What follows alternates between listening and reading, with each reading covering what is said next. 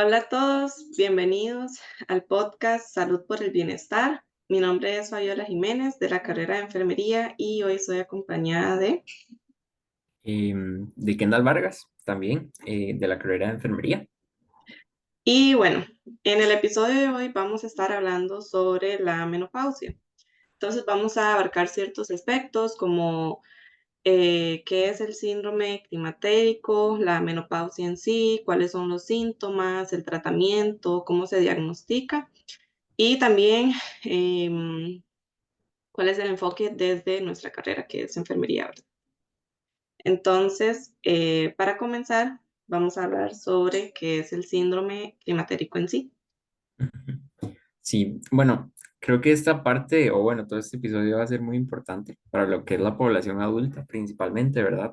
Ujú, Porque lo que es la menopausia y todos sus cambios y demás, ¿verdad? Suceden en esta etapa, en la adultez. Entonces, bueno, empezando por lo que es el climaterio o el síndrome climatérico, ¿verdad? Que también se le conoce de esa manera, es ese conjunto como de síntomas que incluyen desde la parte física, psicológica y hasta la parte sexual de la persona, ¿verdad? Que son como producto de esa transición hormonal.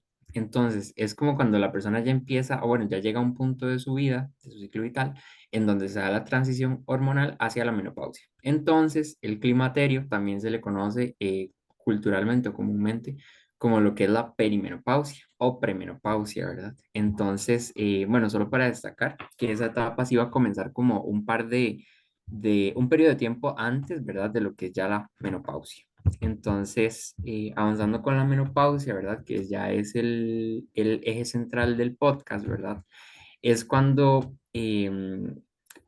hay como un cese, o sea, cuando ya completamente dejan de existir lo que son los periodos menstruales, ¿verdad?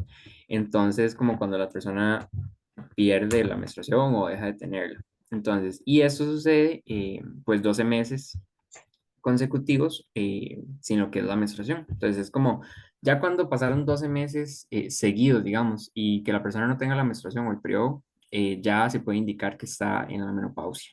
Porque muchas veces lo que pasa es que hay como una desregulación de la parte del periodo, entonces la persona se asusta o empieza a tener como este pensamiento de que es menopausia y realmente puede ser solo un desorden, ¿verdad? Del periodo. Pero exacto. hasta que hayan sido como 12 meses, sin el periodo, ya ahí se puede considerar que es la menopausia, ¿verdad? Ujú, También, bueno, es como comentaba ahorita, es parte del ciclo vital, es un proceso completamente normal y natural de los ovarios, ¿verdad? Porque lo que pasa como tal es que se dejan de liberar óvulos, o sea, ya cuando las personas nacen, ¿verdad? En su material genético y demás, ahí ya escrita la cantidad de óvulos que van a tener a lo largo de su vida. Entonces ya llega a un punto donde es en la adultez, donde ya esa cantidad de óvulos se dejan, o sea, ya se agotaron, por decirlo así. Entonces se reduce esta parte, además de las hormonas sexuales, como los estrógenos y la progesterona. ujú. Em, para terminar un poco con con la definición, ¿verdad? De la menopausia, no sé si bueno, aplica generalmente en un rango de edad entre los 45 y 55 años. No sé si Fabio ha tenido algún contacto con población con que ya está en menopausia.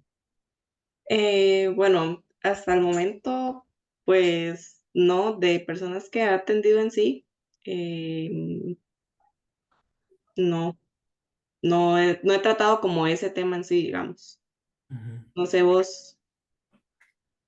Sí, en mi caso, de hecho, igual como parte del módulo de adultez, estuve con una persona que ya estaba en esta parte de la perimenopausia. Entonces era como que ya empezaba a sentir como todos los cambios a nivel como físico, decía que tenía un rendimiento un poco menor porque era como o sea, era como muy activa a nivel de Ah, actividad física, ¿verdad? Entonces empezaba a sentirse como más cansado un poco más y a nivel psicológico también, ¿verdad? Como que los cambios repentinos.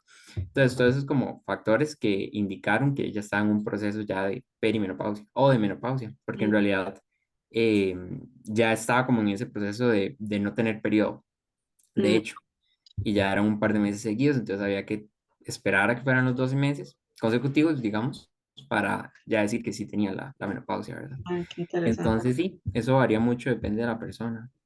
¿Y ella ya tenía conocimiento de que estaba en ese periodo de perimenopausia o no? Sí sabía, o sea, sí sabía o había escuchado lo que era el término de perimenopausia, pero no sabía a qué se refería. Por lo Mm, mismo, porque muchas veces se piensa solo en la menopausia, pero el ok. climaterio, que es como todo el proceso, es el que a veces no se conoce. Entonces, Mm, parte de la intervención fue brindarle educación sobre el climaterio, que era y principalmente en lo que ella se encontraba, ¿verdad? Por todo este proceso. súper bien. Ujú. Entonces, bueno, dentro de los cambios que suceden en como a nivel del cuerpo, ¿verdad? Durante la menopausia, es lo que les mencionaba, que lo que son los niveles de estrógeno y progesterona van a disminuir de una forma muy marcada. Y esto va a dar lugar a los síntomas que tal vez ahorita Fabi nos comenta, ¿verdad? Y que son súper comunes y que también se expresan de manera muy diferente en cada persona. Entonces, sí, Fabi nos cuenta un poco de los síntomas. Ujú. Bueno, voy a hablarles un poco sobre los síntomas que son más comunes. Esos síntomas igual van a variar, no es que cada persona va a tener los mismos síntomas y con la misma intensidad, ¿verdad? Eso va a variar de cada mujer en sí. Pero bueno, a nivel vasomotor, yo creo que es como lo más común que las personas escuchan, que son los famosos bochornos o sofocos, ¿verdad? Que la persona siente como mucho calor, ¿verdad? Que no se le quita con nada. También la sudoración nocturna, que es específicamente un síntoma de la menopausia. A nivel psicológico, van a haber cambios en el estado de ánimo, o sea, puede estar la persona en un momento como feliz, y un pronto a otro, no sé, esté triste y le entren ganas de llorar, no sé, ¿verdad? También se va a notar más irritabilidad, insomnio, la persona le va a costar más dormir y más por los síntomas que mencioné antes de la sudoración nocturna, ¿verdad? Todo entonces se acumula. También se podría dar ansiedad o inclusive depresión, variando de los casos, ¿verdad? También va a existir un mayor riesgo de que la persona tenga osteoporosis o dolor articular también. A nivel genitourinario, va a haber más sequedad vaginal, puede haber inclusive picazón o ardor vaginal y esto puede generar infecciones urinarias que se den frecuentemente, al igual que la incontinencia urinaria. Y bueno, también pueden haber síntomas sexuales, que es disminución del deseo sexual, inclusive dolor durante las relaciones sexuales y más por pues la sequedad vaginal, ¿verdad? Que les comentaba antes. Y pueden haber otros cambios como por ejemplo aumento de peso o cambios en la distribución de la grasa corporal en sí, ¿verdad? Entonces, esos son como Sí. los síntomas más comunes que se llegan a presentar. Sí, de hecho, o sea, eso es parte de que sean como los más comunes, porque hay mucho como esta parte de los bochornos y así, y son personas que no saben por qué razón es que les dan repentinamente. Y Ujú, es puede ser perfectamente por este proceso, porque parte de lo que es el climaterio y la menopausia, se expresan así, como por de esta desregulación o inestabilidad en lo que es la progesterona y los estrógenos, entonces cambia toda la parte de la temperatura corporal. Y de hecho, yo había leído un estudio donde en el climaterio, que es como la perimenopausia, o sea, antes de la menopausia, los calores son como más en el día, o sea, son calores más ajá, durante el día. Y en la menopausia ya son calores nocturnos, ¿verdad? Que por eso usted nos mencionaba sobre la sudoración nocturna, porque es que aumenta la temperatura en la noche y es por la parte igual de los cambios en las hormonas más importantes. Creo que ujú, eso es muy importante y, digamos, de conocer y empezar a reconocer. O sea, parte es conocer su cuerpo y empezar a notar, ¿verdad?, que está cambiando, que si hay algo que antes no estaba, por ejemplo, que se está expresando diferente. Em, exacto. Porque, digamos, la edad que dijimos de los 45 a los 55 años puede variar. Tampoco es que ese es como el rango específico. Parte del proceso o que les comentaba, ¿verdad? Que era como donde ya no se liberaban más óvulos, incluye también, o hay que pensar en cuándo empezó a liberarse óvulos por parte del cuerpo, ¿verdad? Ujú. Entonces, ¿cuándo fue el primer periodo? Si fue muy joven, ¿verdad? Es probable que la menopausia también sea un poco más joven. Exacto. De hecho, bueno, yo conozco una persona que justamente le pasó eso, digamos, la primera menstruación fue a los 10 años, si no me equivoco. Entonces, claro, no tuvo la menopausia a los 55 años, ¿verdad? La tuvo inclusive antes, como a los 41 por ahí. Entonces vemos que es inclusive mucho antes, entonces sí afecta bastante eso. Sí, afecta e influye en la forma en que el cuerpo, bueno, va a responder, ¿verdad? En ese aspecto. Exacto. Entonces, digamos, en cuanto al diagnóstico de lo que es la menopausia, como les comentaba ahorita, digamos, se basa mucho como en la historia de la persona, o sea, en la historia clínica, que es lo que nosotros, ¿verdad? Nos basamos como en esa herramienta de la historia clínica para decir si es muy probable que tenga un proceso de menopausia, ¿verdad? Entonces, digamos, más que todo lo que fueron los síntomas que mencionaba Fabi, ¿verdad? Sobre, bueno, todo lo que es la parte osteoarticular, osteomuscular, la parte psicológica, lo de los bochornos, la parte genitourinaria es muy importante como para identificar, ¿verdad? Este proceso.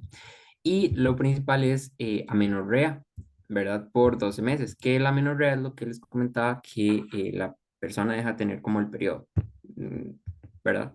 Y esto es como por 12 meses consecutivos.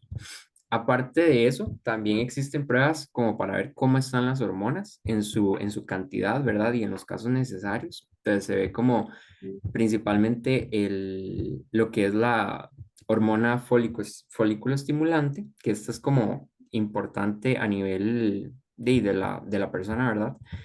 En la parte del periodo menstrual, ¿verdad? Entonces, digamos, lo que pasa es que cuando los ovarios dejan de producir estrógenos o disminuye la cantidad de estrógenos, el cuerpo va a reponer la cantidad de estrógenos perdidos, digamos, aumentando la hormona folículo estimulante. Entonces, es muy común que en personas que también ya estén en este proceso hayan estrógenos bajos y más bien la hormona folículo estimulante esté aumentada, que es la FSH. ¿Verdad? Y también el estradiol, que es como otra hormona, esta más bien va a estar disminuida en conjunto con la progesterona, porque el estradiol es como una forma del estrógeno, entonces por eso va a estar disminuido. Y también esto se debe a que los ovarios dejan de funcionar de la manera habitual, ¿verdad? Entonces, también hay que recordar que no siempre se necesitan hacer estas pruebas por lo mismo, porque como es un proceso natural, es algo normal, es algo biológico, no siempre se necesita hacer las pruebas para confirmarlo, porque se confirma principalmente con la historia clínica, pero igual está bueno saber que si es una persona que ya está presentando síntomas a una edad muy temprana, qué sé yo, los 30 años, 36 años, sí puede ser importante hacerse pruebas de este tipo, ¿verdad? Para ver qué está sucediendo a nivel hormonal. Exacto. Que de hecho, parte de la intervención que yo había tenido con la persona que ya está en este proceso fue también recomendarle eso, que se hiciera exámenes de la hormona folículo estimulante y de estrógeno, digamos, para ver cómo estaban esos niveles. Que eso lo abordamos en la segunda sesión, donde vimos que sí, ya el estrógeno, el estradiol, ya estaba un poco disminuido en comparación a los rangos adecuados y la hormona folículo estimulante estaba en un rango ahí como normal, pero empezando a aumentar. Entonces, todo eso es Sí, como importante para ir sí, descartando o más bien identificando. sí, Ujú. bastante. Y Fabi, ¿qué tratamientos existen para todo este proceso tan complejo? Bueno, te les voy a hablar de dos tratamientos. El primero es la terapia hormonal sustitutiva o THS también, que va a consistir en administrar estrógenos, ya sean solo estrógenos o combinados también con progestágenos, dependiendo, eso depende de si la mujer tiene útero o no. Esto con el fin de aliviar los síntomas, más que todo, como los bochornos, ¿verdad? Que pues si no se si no se administran estas hormonas, pues probablemente los síntomas no van a mejorar, ¿verdad? La persona va a seguir con estos bochornos y los demás síntomas. Y también como prevención de osteoporosis en mujeres que tienen un alto riesgo, o sea, de que ya sea un factor de riesgo. Entonces, como les comentaba, se van a administrar estrógenos solos en caso de mujeres que no tengan útero, ¿verdad? Y los combinados, que son estrógenos más progestágenos para las mujeres que sí tengan útero. Pero es importante también tener en cuenta que este tratamiento no se recomienda en mujeres que tengan antecedentes de cáncer de mama, trombosis o algunas enfermedades hepáticas o inclusive algún sangrado vaginal, ¿verdad?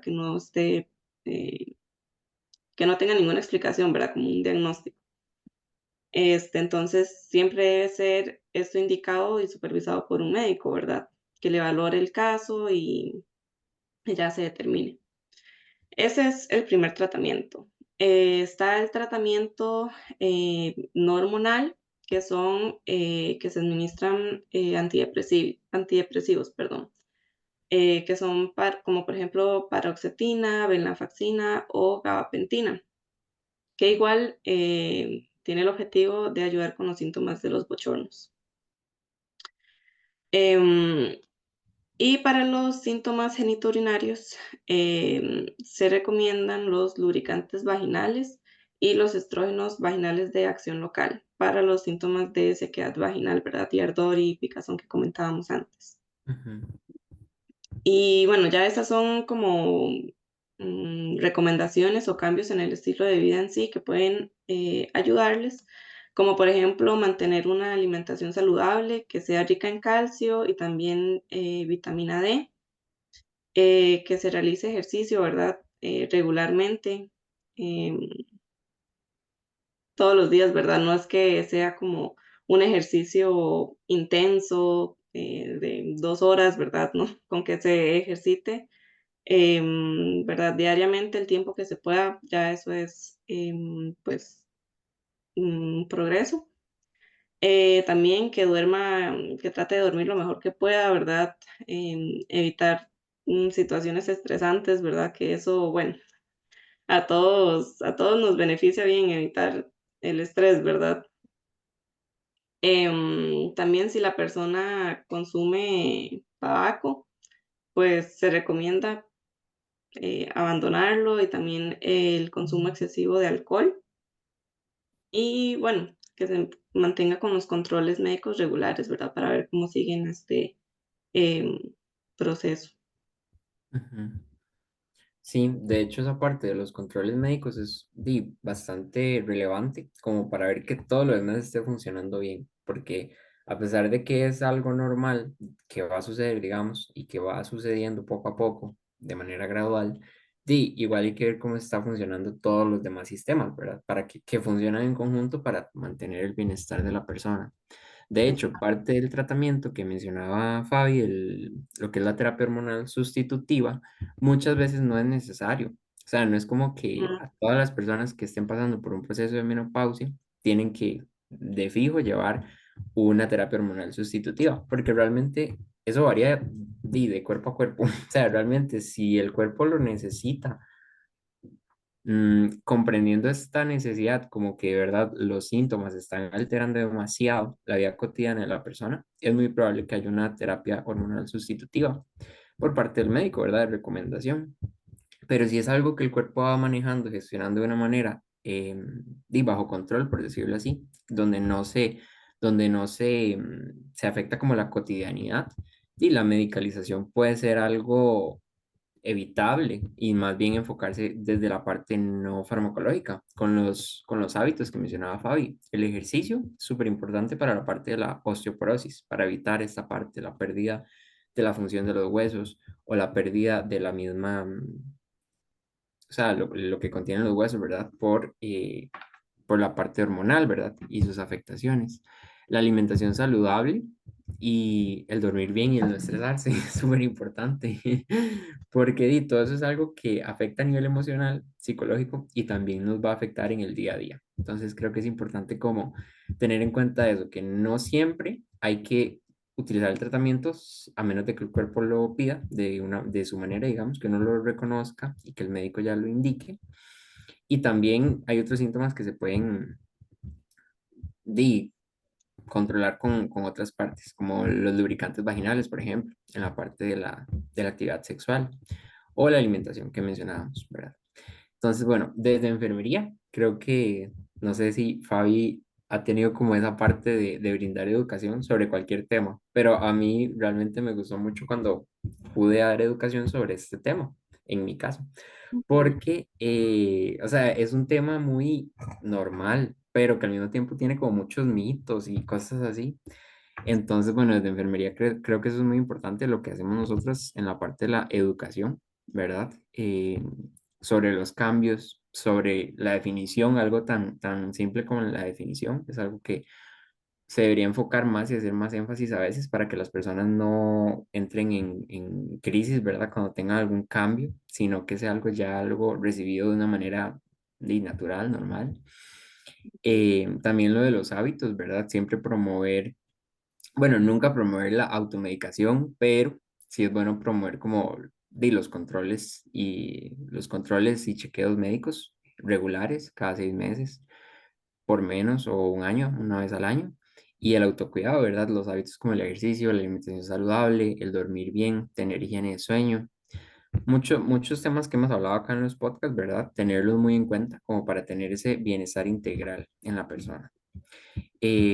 También desde enfermería se hace mucho el énfasis, ¿verdad? El enfoque en acompañar en la parte emocional y psicológica de la persona, porque muchas veces se cree que las personas que tienen estos cambios exageran sobre lo que sienten o sobre lo que expresan, sobre lo que viven, y realmente no es así, o sea, simplemente es algo que, o sea, cada quien tiene su proceso para comprenderlo y comprender los cambios que está teniendo su cuerpo, ¿verdad?